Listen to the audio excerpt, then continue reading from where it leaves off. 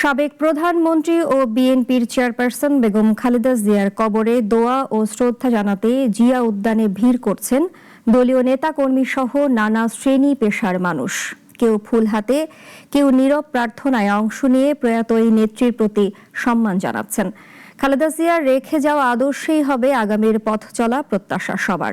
বিস্তারিত রেজায় রাব্বির রিপোর্টে। বর্ণাঢ্য রাজনীতির অধিকারিণী বেগম খালেদা জিয়া সদ্য প্রয়াত আপসহীন ও দেশনেত্রী এই মহিষী নারীকে গতকাল সমাধিস্থ করা হয়েছে তার স্বামীর কবরের পাশে। সকালের পর তার সমাধি সর্বসাধারণের জন্য উন্মুক্ত করে দেওয়া হয়, আর এরপর থেকে সেখানে প্রবেশ করতে থাকেন দলীয় নেতাকর্মী সহ সাধারণ মানুষ। চোখে জল আর কণ্ঠে কান্না নিয়ে কবর জিয়ারত করতে দেখা যায় বৃদ্ধ, যুবক, নারী ও নেতাকর্মীদেরকে। শিশুদেরও সঙ্গে নিয়ে এসেছেন মা বাবারা। আল্লাহ মাফ করে দেয়, অন্তরস্থল থেকে আল্লাহর কাছে দোয়া করলাম, আল্লাহ নেত্রী মাফ করে দিও তুমি। অনেক মানুষের জীবনে ভুল ভ্রান্তি হয়, আল্লাহ ক্ষমা করে দেয়। জিয়ারত করার উদ্দেশ্যেই মূলত আসছি, আর বাচ্চাদেরকে চিনে যাওয়ার জন্য যে দেশনেত্রী বেগম খালেদা জিয়া এবং শহীদ প্রেসিডেন্ট জিয়াউর রহমানের এটা সমাধি।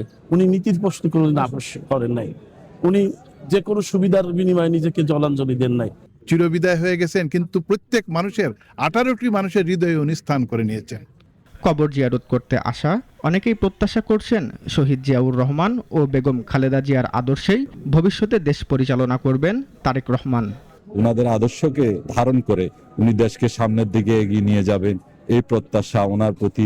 মায়ের মতোই গুণ রয়েছে তারেক রহমানের বলে মন্তব্য করেন সাবেক স্বরাষ্ট্র প্রতিমন্ত্রী লুৎফুজ্জামান বাবর। ওনার দেশপ্রেমিক, স্বাধীনতা, সার্বভৌমত্বের সাথে কখনো আপোষ করেন। আমাদের বর্তমান একটি চেয়ারম্যান, উনার মধ্যে আমি দেখেছি সেই একই জিনিস, যেমনটা ছিল ওনার বাবার প্রতি। চলে গেছেন বেগম জিয়া, তবে থেকে যাবে তার আদর্শ। যতদিন বাংলাদেশ থাকবে ততদিন তিনি সবার মণিকুঠায় থাকবেন বলেও জানান শ্রদ্ধা নিবেদন করতে আসা সাধারণ মানুষরা। রেজাই রাব্বি, নাগরিক, ঢাকা।